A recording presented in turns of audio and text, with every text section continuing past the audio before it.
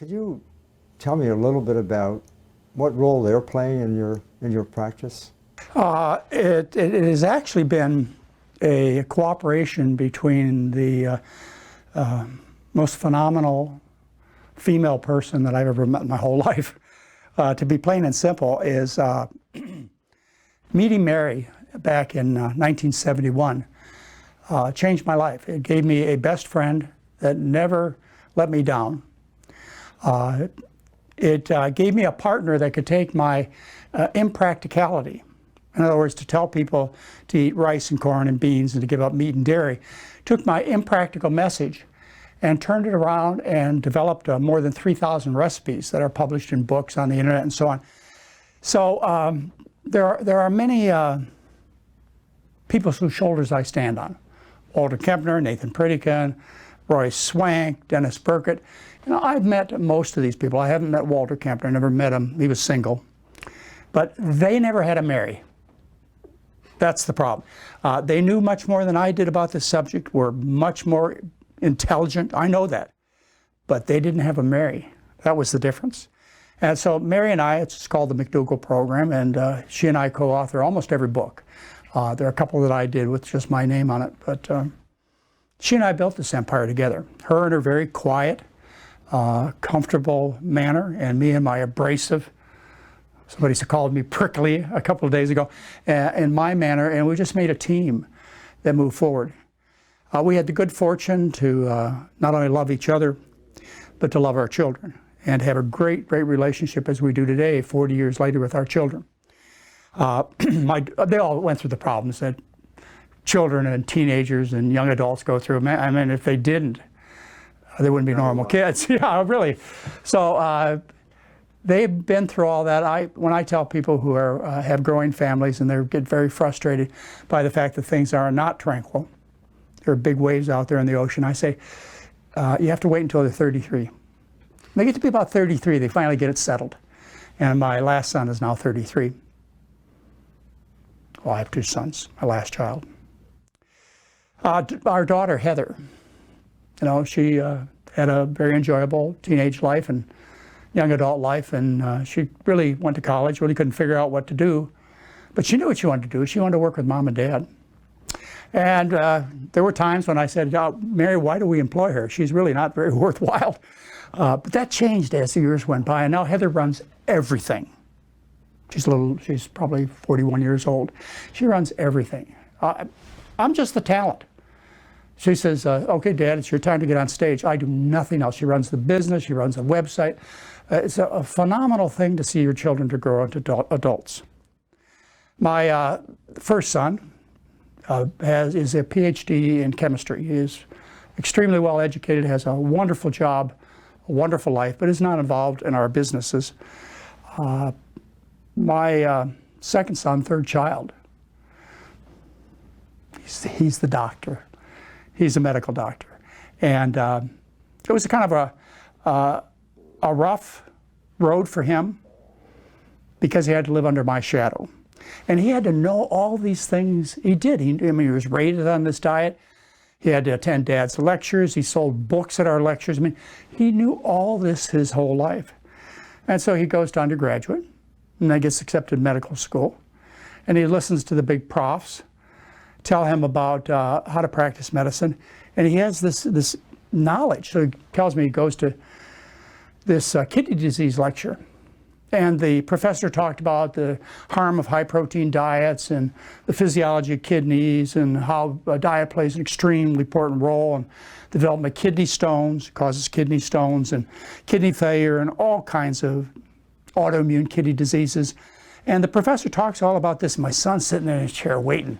Oh, well, they're going to put it all together, aren't they? And he gets to the end of the lecture. All the other students are nodding. He's sitting there. Wait a minute. You know, where's the bottom line? Why didn't you tell, even though you gave all the individual facts, why didn't you put it together and say what he and I and other people who have basic knowledge know? Why didn't they say, you know, the reason people are sick is because they eat the high protein, high fat, high cholesterol, immune stimulating, autoimmune causing, rich Western diet, and that we can cure our patients by feeding them rice, corn, potatoes, beans, peas, lentils. So it's tough for him. And it continued to be tough for him, and I just want to tell you one other really important personal story. He was in residency to become a board-certified internist. And again, he had to kind of keep his head down, and I told him, I always told students, we teach medical students, I tell them, look, don't say anything. They have life and death power over you, your bosses. Don't say a thing. Residents, okay, they can say something, because they already got their license. So Craig brought the head of internal medicine into a conference between he and myself. It was a Skype conference. He was with the head of internal medicine at OHSU, and we were talking about diabetes. The first part of the conversation, I talked about how aggressive treatment of diabetes kills. And that's what all the research says. And the professor, it has to do nothing but nod. That's correct. These diabetic pills, they kill people. They do not save lives. They lower blood sugar, but they kill people. And he said, yeah. And of course, type 1 diabetics have to take insulin. But we talked about the ACCORD Advance and Veteran Study published in the New England Journal of Medicine 2008. And all three of these studies show aggressive treatment kills. There's no other research out there that says otherwise of any importance. So we get done with that conversation, and then we go on to the issue of diet. Most people my age are slowing down, but I'm more active than ever. Hi, my name's Dr. Frank Schallenberger. I'm 77 years old. And the cause and treatment of type 2 and type 1 diabetes, let's just leave type 1 out, and type 2. Type 2 diabetes is always caused by the rich Western diet, which makes you fat, always by definition. And it's also 100% curable, type 2 diabetes is. And so we're talking about that, and then there was a silence from the head of internal medicine, OHSU. He had nothing to say. And this was an aha moment for my son, because even though he heard me say these things, and he heard and these people, they're nice people, they're well-intentioned, they're very knowledgeable, nothing personal against them, but he heard there was nothing coming from the other side. And so we finished the Skype call, and I get a call 10 minutes later, and he says, Dad, I get it, but I have one problem with what you and Mom do. He says, that is, why don't you just feed your patients sweet potatoes and broccoli? They would do better. And I said, son, you're right. But, you know, Mom and I decided, it was probably 30 years ago then, it's been 40 years now, we decided that we wanted to make a livable program. So we have brownies and chocolate pudding, and we give them a little salt and sugar, and as I say, Mary's published 3,000 recipes. But he's absolutely right. They would do better if we just fed them sweet potatoes and broccoli. You know, you have to make some compromises along the way. You want people to do what you do and do what you recommend. So that's been the development of my son. He is a practicing board-certified internist in Portland. He does what I do as an outpatient. Frustration is high. But once you know the truth, there's nothing else you can do. You know, he can't go on and drug people. There's an ethical issue of being a doctor. And doctors who find out the truth, they have to deal with ethics principles. And most of them can't do with any level of comfort. Sometimes they have to keep the doors open. They can't do what they're taught to do in medical school. And they always try. My brother is a board-certified internist. My son, so many other young doctors, your son. You know, they know the truth. Sometimes they have to take the attitude, well, they're not going to do it, so I have to give them the blood pressure drugs and the diabetic pills and so on. And I do have to pay the bills, and I have to keep shoes on the kids, and I understand that. But never do they do it with a clear conscience. They always know what the right thing is to do, and they always strive to do the right thing. And someday we'll live in a world where what they do is not only appreciated, it's demanded that doctors practice this way. Those who don't will go to jail. John, what do you see for the future of this field? Where do you think we're going? Do you see any promise? Oh man, the future is, well, let me start with the past. When I discovered this in the 1970s, we had the dietary goals, the McGovern report, come out in 1977, which said basically what you and I know to be true. So in 1977, the Senate Select Committee on Nutrition came out and said that we should eat more whole grains, more fruits, more vegetables, less meat, less dairy, at least whole fat dairy and sugar and so on. And I thought, wow, that's it, that's it. The pendulum has, because before that was the Atkins diet in '72. Right. So I said, oh man, we're on a roll and the pendulum is just never going to stop. It's just going to, boy, I couldn't have been so wrong. Because by the end of 1977, the year that the publication of the dietary goals for the U.S., by the end of that year, the lobbyists from the meat and dairy industry had destroyed the dietary goals of the U.S. and republished them. Surgeon General came out, C. Everett Koop in '85, and told Americans the same thing. You're killing yourselves with the food from the meat and dairy industry, and there's a solution. Well, they killed that too. The food industry, big food, learned from big tobacco. Luther Terry in 1964 put out the Surgeon General's report on smoking and health in the U.S. Destroyed the tobacco industry in the United States. It went from half the population smoking to fewer than 20%. So the food industry saw what happened to big tobacco, and so big food said, this will not happen to me. And so they have worked since the early 70s. They have worked with every dollar they can put together, with every influence that they can make on politics, on schools, on medical schools. They have done everything they can to make sure that they didn't follow in the steps of big tobacco, and they have won. If you've ever struggled with manifesting your dreams, it might not entirely be your fault. Tuning your brain to work at a certain But things are turning back. The pendulum is swinging again because of these little devices that the adults and teenagers carried around, the phones and the computers. And so information is spread freely, and the liars and cheaters and polluters can't hide as easily. But they have all the money. So when we put out the truth, or the truth occurs in a journal, they're just right back there with their propaganda to keep the dollars flowing into the fast food restaurants and the supermarket shelves. And they've learned that even though somebody like myself or somebody like you, Dr. Campbell, comes out and tells the truth, they know, yeah, we can fix that. We just run a few Super Bowl ads and we can bury these people, and they have been able to. But, there's no matter how many people die, no matter how big the hospitals get, no matter the fact that 70% of adults are on drugs, no matter the fact that our military is fat and sick and unable to defend us, all those things that you would think would count, your spouse dying, your children fat and sick and dying, your mom and dad dying of heart disease and breast cancer. It doesn't matter. It really doesn't. I would think it would. But there's one thing that's happening that it does matter, and she doesn't care. And that's Mother Nature. She doesn't care. She doesn't care how much money the dairy industry makes. She is right there marching along with answering environmental destruction and global warming with rising oceans, floods, droughts, etc. And she's not going to stop. Now, how much time do we have? Well, you and I have seen changes in our short lives of 70, 80 years. We've seen huge change. Since I was a little boy in the 1950s, 90% of the fish are gone. 90% of our ocean life is gone. So how much time do my children, your children, and their grandchildren have? I don't know, but there's going to be a meeting day here soon and it's already happened. I mean, China, our dietary guidelines for Americans, the USDA and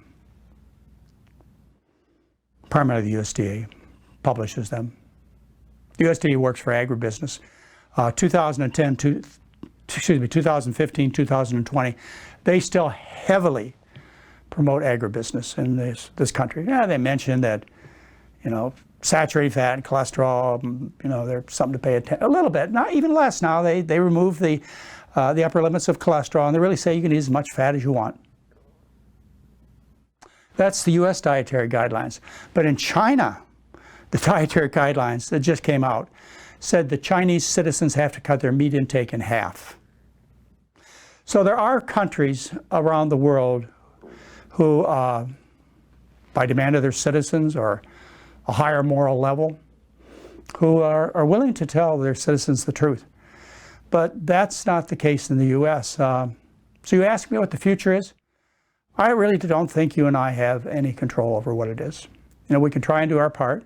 Every day, you and I get up and our colleagues get up and we say, you know, we can't be quiet. We've got to try. And we hope that what we say makes a difference. And the way I look at it is this, is when we do come out of darkness, that we will be the leaders who guide people into the right direction for the future. But there's a lot of darkness ahead of us, and if you don't think so,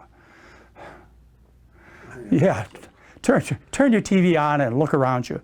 But when we come out of darkness, you and I need to be there to lead the population and the world to what the truth is, so that we can have a sustainable future for our kids and grandkids and their grandkids.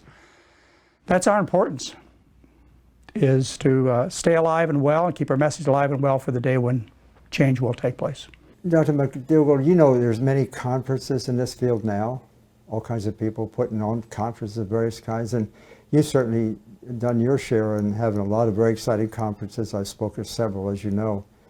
And also at the same time, we in this field are kind of interested in promoting it, and there's various ways of doing it, and a lot of people are doing it in various and sundry ways.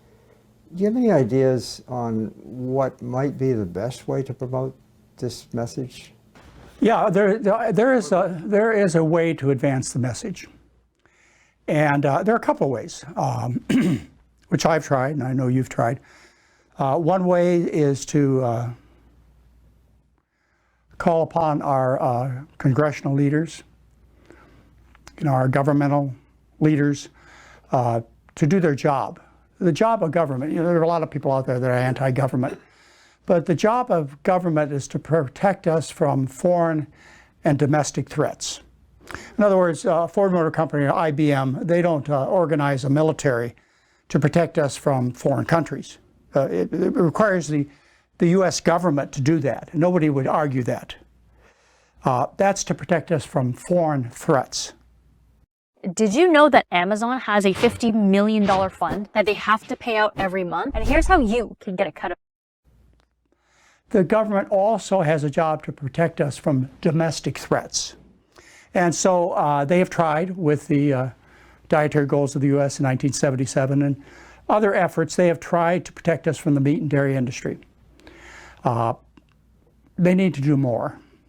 Unfortunately, money runs politics, and people can be bought cheaply. So yeah, we need to get the government involved. I have done a couple of things with the government in my career. I got a law passed in the early 1980s on informed consent, which forced physicians to tell women their options in terms of breast cancer treatment. There are over 19 states that now have these laws, but doctors don't abide by them. They just do amputations or whatever they want. But the law is there to tell women that there's no survival advantage no matter what kind of surgery they have. So I did that in the early 80s, and then in 2011 I tried again. I went to the California government, and I testified before a Senate committee on the need to educate doctors and medical students about human nutrition. When I walked in there to the Senate meeting, they said, you know, McDougall, stop wasting our time. We're not going to pass any more laws against doctors. I said, look, I drove all the way from Santa Rosa. Give me a couple minutes. And so they gave me 45 minutes. And in 45 minutes, I had them going from no to yes. And it came out of committee. The bill was SB 380. It came out of committee, and that was early 2011. In the spring of 2011, it was passed unanimously by both houses of the California Congress, unanimously. And in September of 2011, it was signed by Governor Jerry Brown. It is a law in California that our 11 medical schools must teach nutrition to medical students, and doctors must learn about human nutrition. It is law. However, they gave the implementation of the law to the medical board. in California. And through various meetings, and I spent some time trying to influence those meetings, what the Medical Board of California decided to do is to fulfill the law by putting a paragraph in their newsletter once a year about nutrition. So we can try and get our government to do its job. The other thing we can do, just like Elon Musk has done with Tesla, is we can build a better mousetrap. You know, we could build a more economically rewarding system that does the right thing. Kaiser Permanente is a wonderful model for how this could happen. But unfortunately, it's staffed by doctors who have learned to practice medicine from the drug companies and the surgical companies and so on. And they're afraid of being sued by stepping out of line. They're afraid of being criticized by their colleagues, their doctors are. Even though the model is there to do less to keep people healthy, makes more money for Kaiser. So what we need to do is we need to have somebody, you know, like Elon Musk did, and of Tesla and SpaceX. We need to have somebody that's strong enough, bold enough, wealthy enough to stand up and say, I don't care, I'm going to do the right thing. And they need to build an infrastructure, a healthcare system that rewards the doctors. You know, right now a bypass surgeon makes $500,000 or $1 million a year for doing the wrong thing. I want to have a system where a general doctor, like your son or my son, makes $500,000 a year by doing the right thing. In other words, let's give them 5,000 people. And let's give them $1 million to take care of them, or $2 million. And tell them, look, this is your money. You can spend it as you want. And what's left you get to keep for your family, put shoes on the kids. Yeah, that system has been tried. Sure. And it can be tried again. It was beat by the hospitals and the insurance companies. But that system needs to be tried. You need to find some way to reward good instead of bad.